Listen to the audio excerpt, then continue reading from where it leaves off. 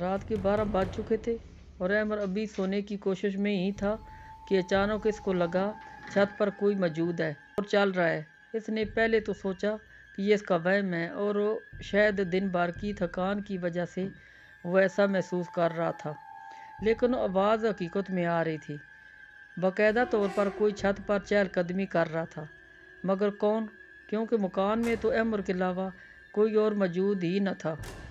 وہ رات کے اسی پہر کون ہوگا جو اس کے گھر کی چھت پر چل رہا تھا؟ کہیں کوئی چور تو نہیں؟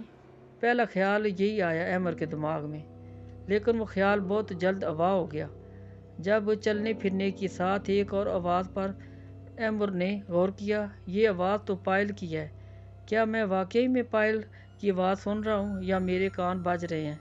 احمد نے خود سے سوال کیا، لیکن اب پائل کی آواز بھی واضح ہوتی جا رہی تھی۔ اس سب کا آغاز کچھ اس طرح ہوا کہ احمد کو فیصل آباد کے قریب آباد ایک شہر سمندری میں نوکری کے سلسلے میں جانا پڑا۔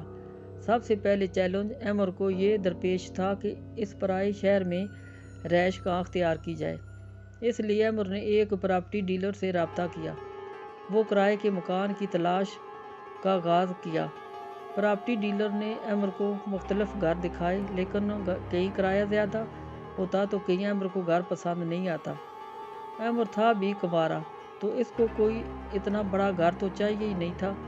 اس کو تو ایک کمرہ بھی چلتا، لیکن اس طرح کا کوئی آپشن موجود نہیں تھا۔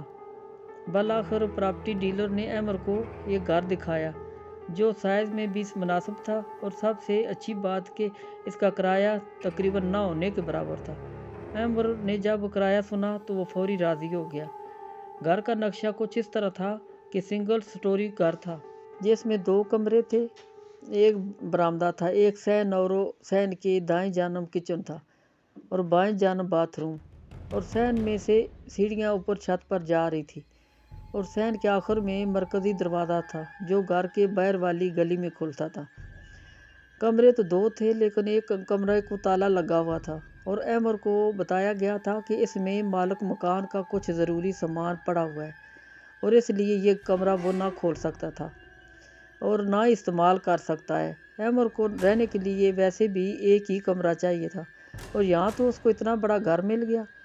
اس نے حامی بھر لی، ایڈوانس وغیرہ دے کر وہ گھر میں شفٹ ہو گیا۔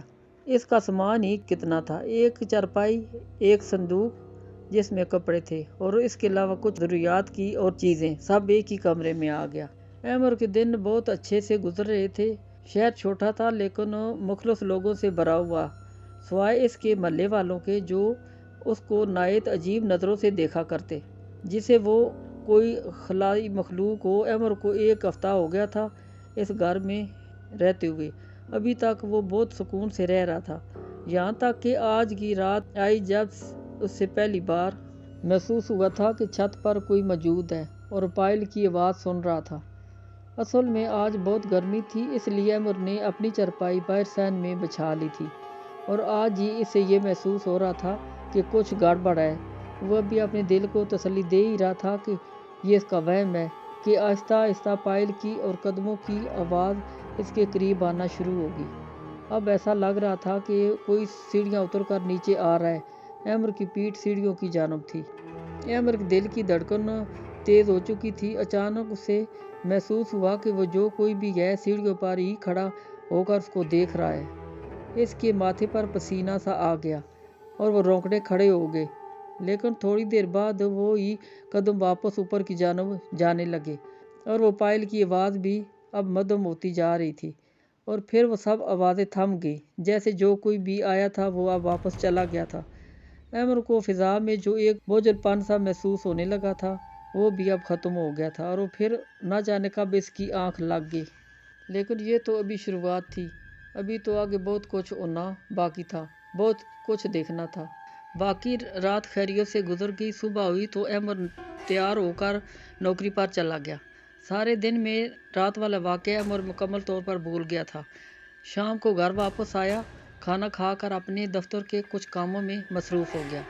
سب کاموں سے فارغ ہو کر احمد آج بھی سونے کے لیے باہر صحن میں آ کر لیٹ گیا۔ احمد نے لیٹنے کے بعد اپنی گھڑی پر نظر ڈالی تو رات کے 12 بج رہے تھے۔ वक्त देख कर अहमर को पिछली रात का सारा मंजर याद आ गया और एक न जाने खौफ ने उसको घेर लिया। कहीं कहीं आज भी वो कदमों की आवाज़ आई तो अहमर ने अपने आप से सवाल किया, फिर खुद ही अपना सर झटकते हुए बोला, खुद को तसल्ली देते हुए कहा, नहीं नहीं, ये सब मेरा वहम है, अकेला रह रहा हूँ ना, इसलिए दिमाग ये खेल खेल रहा है मेरे साथ। अपने दिल को तसल्ली देकर अहमर करवट लेकर सोने की कोशिश करने लगा। आज भी इत्तेफाक से इसकी पीठ सीढ़ियों की जानब थी।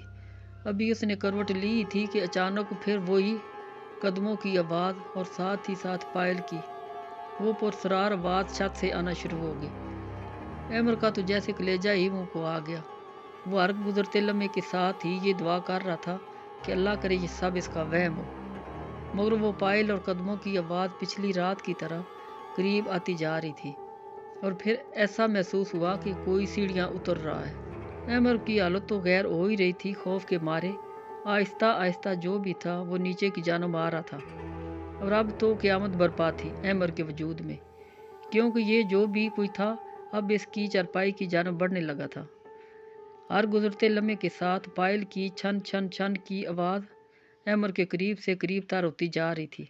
अहमर के आस पास की फ़िज़ा बहुत भारी हो चुकी थी, इसका दम घुटने लगा था और फिर वो आवाज़ इसकी चारपाई तक आकर रुक गई। अहमर को बाकायदा तौर पर महसूस हो रहा था उसके बिल्कुल पीछे कोई मौजूद है, कोई है जो बगौर अहमर को घूर रहा है। खौफ के मारे अहमर ने पीछे मुड़ना मुनासिब नहीं समझा। इसकी हालत ऐसी हो चुकी थी कि सांस भी जैसे रुक रुक कर आ रहा हो, लेकिन साथ ही साथ ऐसा लगता था कि दिल निकल कर सीने से बाहर आ जाएगा। अहमर के पूरे जिस्म के रोंगटे खड़े हो चुके थे। अहमर की एक आदत थी कि वह अपने सराहने पॉकेट साइज का कुरान पाक रख कर सोया करता था। अहमर को अचानक कुरान मजीद का ख्याल आया और उसने सराहने से कुरान पाक उठाकर अपने सीने से लगा लिया।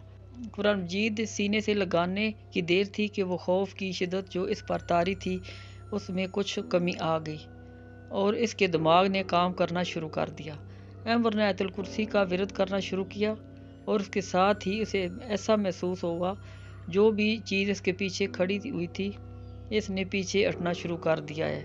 और वाकई में इसको दोबारा कदमों और पायल की आवाज़ आना शुरू हो गई थी जो आहिस्ता आहिस्ता इससे दूर जा रही थी। अहमर ने कुरानी आयत का विरद जारी रखा और वो आवाज़ सीढ़ियाँ चढ़ते हुए छत तक गई और फिर आहिस्ता आहिस्ता ख़त्म हो गई। आवाज़ बंद होते ही साथ फ़िज़ा भी मुकम्मल तौर पर हल्की हो चुकी थी। लगता था कि अब अहमर के चारों तरफ ज़िंदगी की वापस लौट आई है।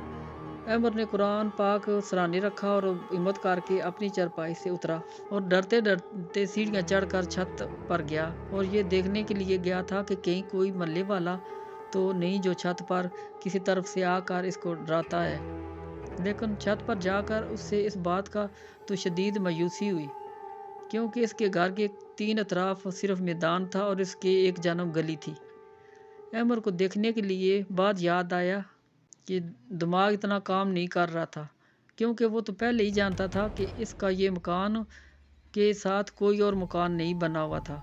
इस बात को लेकर ही इसने कोई ध्यान नहीं दिया था। खैर, अच्छे से तसल्ली करके अहमर वापस आकर दुआएं पढ़कर सोने की कोशिश करने लगा और इसकी कोशिश रंग ले आई, क्योंकि बहुत जल्द ही नींद की आगोश में चला गया था। आज रात अहमर के साथ जो हुआ था वो काफ़ी परेशान कुन मामला था, लेकिन अभी तो ये कुछ भी नहीं था। आगे जो होने को था उसका अंदाज़ा अहमर को बिल्कुल भी नहीं था।